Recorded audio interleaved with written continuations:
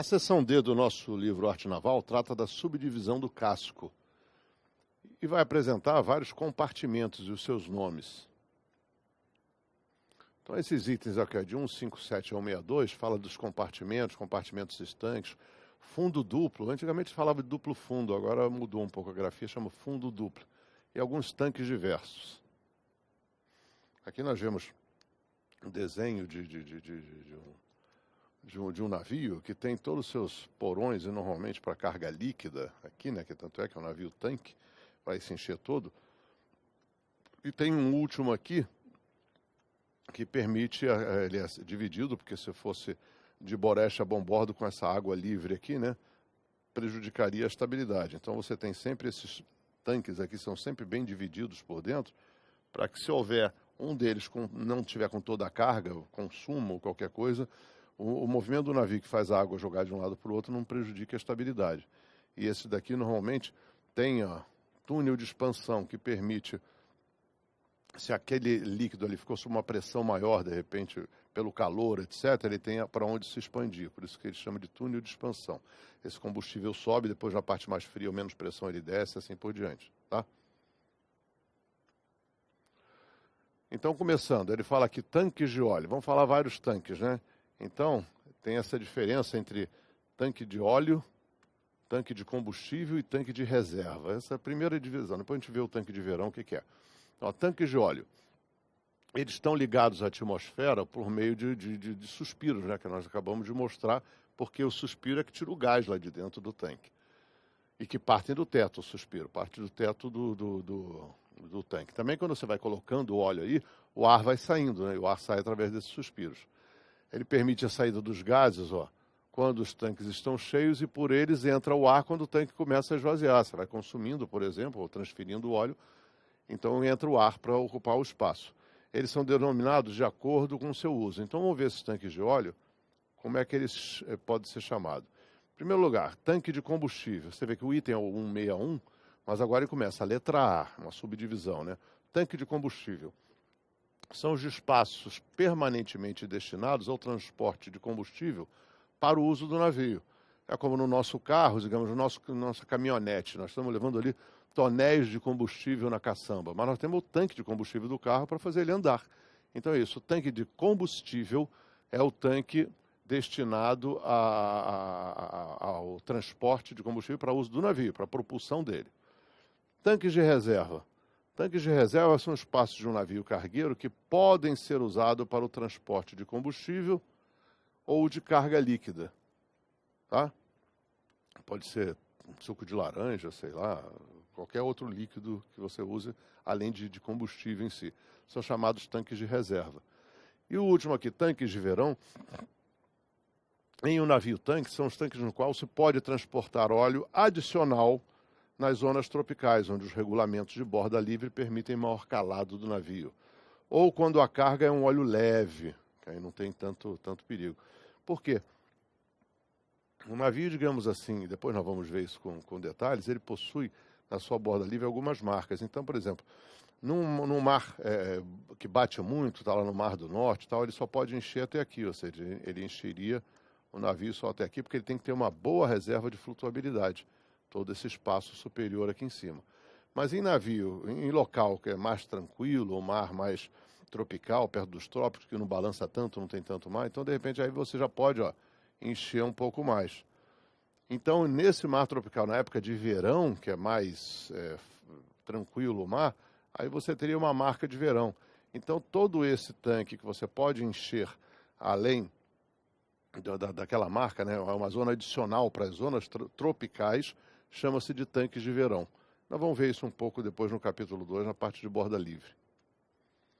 Tanques de uso diário, tanques de óleo combustível, para a alimentação dos motores de propulsão e auxiliares, armazenando óleo para o consumo diário após terem passado por processo de purificação.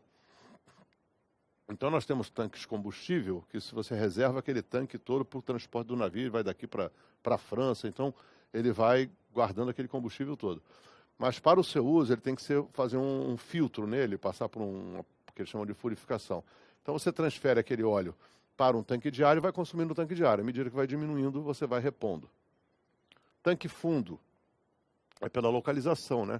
É que eles se estendem nos navios cargueiros lá no fundo do casco, por isso que se chama de tanque fundo. Ou do teto do duplo fundo, né? Até o convés mais baixo, aquele tanque mais fundo mesmo, mais embaixo do navio. O objetivo é permitir um lastro líquido adicional. Quanto maior o peso lá embaixo, mais estabilidade dá ao navio, dá esse lastro que eles chamam aqui. Sem abaixar muito o centro de gravidade do navio. Quanto mais baixo o peso, mais o centro de gravidade abaixa. Mas nesse caso, com o líquido aí, nesses tanques, ele não abaixa muito.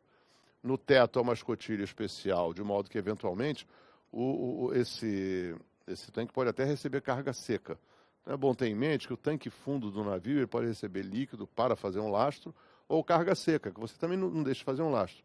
Vai ocupar menos espaço, naturalmente, que o líquido se espalha mais, mas vai tirar um bom proveito também, melhorando a estabilidade do navio utilizando esse tanque fundo. Então, para a questão de prova, tanque fundo você pode receber carga líquida ou carga seca. Cofferdam e espaço vazio. Denomina-se cofferdam o espaço limitado por anteparas, astilhas ou longarinas estanques, próximas entre si, que tem por finalidade, isso é que é importante, servir como isolante entre tanques e compartimentos também, né, quando assim for exigido para os regulamentos de segurança. Então, às vezes você tem no navio, você tem uma praça de máquina aqui com seus motores que geram muito calor. Então você tem aqui um outro compartimento qualquer, que pode ser um compartimento de, sei lá, de guarda de gêneros, comida. Então você tem que ter um espaço entre eles aqui, até para fazer um colchão de ar, uma proteção, um isolamento, tá, térmico. E esse espaço é chamado cofferdam, que ele faz exatamente, servir como isolante entre os tanques e compartimentos. Esse é o cofferdam. Na versão da 7ª edição, dizia que o cofferdam também era nos espaços laterais, no costado do navio, que tinha um tal da contramina. Essa daí não existe mais, tá?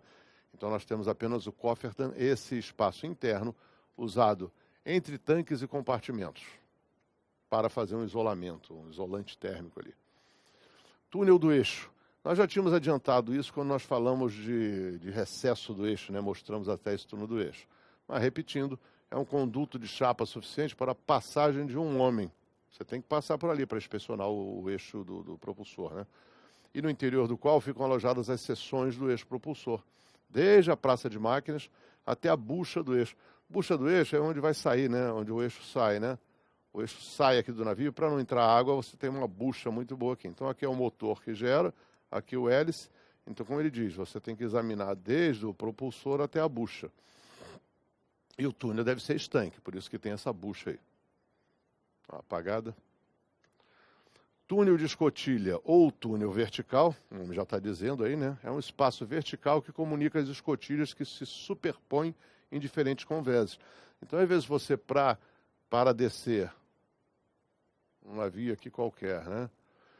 Você tem aqui um outro convés. E aqui um convés mais lá embaixo, tudo bem. Para você descer de um para o outro, então você tem uma escotilha aqui, tem uma escotilha aqui. Aí você coloca realmente esses túneis que passam de escotilha por escotilha com a escada, esse chamado túnel de escotilha ou túnel vertical. É também o espaço vertical limitado pelas anteparas que comunicam as escotilhas de dois convéses não adjacentes. Por exemplo, a praça de máquinas pode comunicar-se diretamente com o convés por meio de um túnel vertical para a entrada de luz e ar. Então esse túnel pode ser para a entrada de pessoas, né, com escada e tudo, ou pode ser um túnel também usado só para a entrada de luz e ar. Nesse caso, como ele diz aqui, é o espaço vertical, limitado pelas anteparas, que comunicam as escotilhas de dois convéses não adjacentes. Não adjacentes, porque você pode ter um convés aqui, outro aqui, outro aqui, outro aqui, e você precisa comunicar esse daqui com aquele lá em cima. Não necessariamente precisando dos dois, do meio, né? Então faz esse túnel vertical aqui. Agora essa parte que fala pau da marra, câmara, praça d'armas, alojamento e beliche. Quando a gente fala de paiol da marra, tem que lembrar da amarra, né? A amarra é a corrente que prende o hélice, o ferro, a âncora do navio. E essa amarra, quando você issa o ferro, ó, toda essa corrente tem que ser guardada dentro do navio. Então nós temos aqui o paiol da amarra. Indo um pouquinho avante, só depois eu já volto no outro, essa amarra e o ferro. Você vê aqui essa plataforma, né? Está com a sua amarra, a sua corrente toda, e o ferro, a âncora fundeada aqui. Aqui nós vemos a âncora recém-largada, né? E essa amarra, quando chega a bordo, tem que ser guardada alguma coisa. Então esse paiol é localizado por ante-avante, ou por ante-arré ou por ante-avante, da antepara de colisão avante. Então quando você recolhe todo esse material, ele tem que ser guardado a bordo. Então nós vamos ver aqui, ó, o ferro foi recolhido, está lá em cima nos covém já. Então toda essa amarra vem, desce aqui, os nomes depois nós vamos ver, e fica guardado aqui no paiol da amarra. Esse é o paiol da amarra. Quando fala câmara, câmara é o alojamento do comandante. Tá? Nós vamos ver uma foto daqui a pouco. Praça d'Armas é o nome dado do local de refeição dos oficiais. Que aqui nós estamos representando todos os oficiais sentados, é local também de reunião, que o comandante faz reunião com os oficiais. E antigamente era no navio à vela, antigos, né? Os oficiais, ao chegarem aqui para comer, eles tiravam suas espadas, suas armas e penduravam ali. Por isso chamava Praça das Armas, Praça d'Armas. Alojamento é um local básico no navio, seja mercante, seja navio de guerra, em que você tem esses beliches. Né? Beliche é o beliche, né? Aqui é um triliche, né, praticamente, e bota uma cortininha para proteger da luz. Então, o alojamento é aquele local em que você bota a maior parte da tripulação. Aqui a câmara do comandante, né, que eu estava devendo essa imagem, é o compartimento destinado ao comandante. Agora, quando a gente fala de câmara, essa é a câmara do comandante, mas normalmente tem outros também, tá? Tem a câmara frigorífica, que é chamada assim, para o estoque de alimentos, tá? Então tem que tomar cuidado, porque câmara pode ter dois significados. Quando a gente fala, voltando ao slide, quando a gente fala de alojamento, tem uma diferença muito importante quando fala de alojamento e fala de camarote. Camarote normalmente é onde se alojam os oficiais, mas como diz o Arte Naval, o camarote é considerado aquele compartimento que pode alojar até 4 pessoas. Se for mais do que 4 pessoas, é chamado de alojamento. Tá? Tem muita atenção nessa diferença. O bulão do leme a gente já viu, porque é o próprio eixo do leme, né? Então aqui nesse navio, agora a gente vê um outro tipo de compartimento que ele chama que é o direção de tiro. Direção de tiro existe nos navios antigos, hoje nos navios de guerra quase não tem isso aí. Mas você tem aqui uma diretora de tiro no Tijupá, né, acima do passadiço, e que ficava guarnecida por um oficial ou uma praça aqui, e que ela servia para apontar e controlar até o uso dos canhões. Tá? Hoje em dia o computador faz isso tudo. Mas diretora de tiro é o compartimento de direção de tiro, onde era guarnecido para poder fazer a pontaria de todos os canhões do navio. Centro de operações de combate é o atual torreão de comando, né, que ficava antigamente o comandante ali protegido. Hoje o comandante fica lá embaixo do navio, embaixo que maneira de dizer, né, porque você tem o navio aqui, você tem a superestrutura qualquer, essa COC, o Centro de Operações de Combate, fica abaixo do convés principal, protegido, onde ficam os oficiais e o comandante. E é daqui que a gente faz a guerra toda, com essas telas, os indicadores dos computadores, os controles de canhão, de mísseis, tudo é feito por aqui, comunicações. Então é o coração e o cérebro do navio de guerra. Antigamente chamado Centro de Informação de Combate, CIC. Hoje em dia não, evoluiu para Centro de Operações de Combate. Nós falamos que camarim, né? Camarim é o que existe no convés do passadiço, né? Quando falamos de convés do passadiço, que tem um camarim de comunicações, que aqui tem os equipamentos de comunicação, outros equipamentos aqui do lado, né? Então isso aqui existia antigamente, hoje em dia já não existe mais. Toda essa parte de comunicações, até binóculo para visualização, ó. Aqui você bota a carta náutica, né? Com a luzinha em cima. Esse camarim de navegação é a coisa mais antiga. Hoje em dia você tem, tudo é feito no passadiço pelo oficial de náutica. Esse aqui é bem interessante, que até sistema de aquecimento esse navio tem, quer dizer, deve operar em regiões bem frias mesmo. Trincheira, importante, trincheira a gente está acostumado a lembrar a trincheira do tempo da Primeira Guerra, né? Mas a trincheira que ficavam os soldados atirando, etc. por incrível que pareça, não tem nada a ver com o navio. Então essa trincheira, na realidade, não tem nada a ver com o navio. A trincheira, hoje em dia, nada mais é do que o local em que você bota as macas, tá? É o nome de trincheira, tá?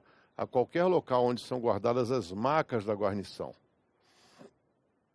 As trincheiras situadas no convés possuem capas de lona, até para proteger da luz, da chuva, né? Então nós vamos ver aqui essas fotos, ó. Essa aqui é uma maca, tá? É um tipo de maca.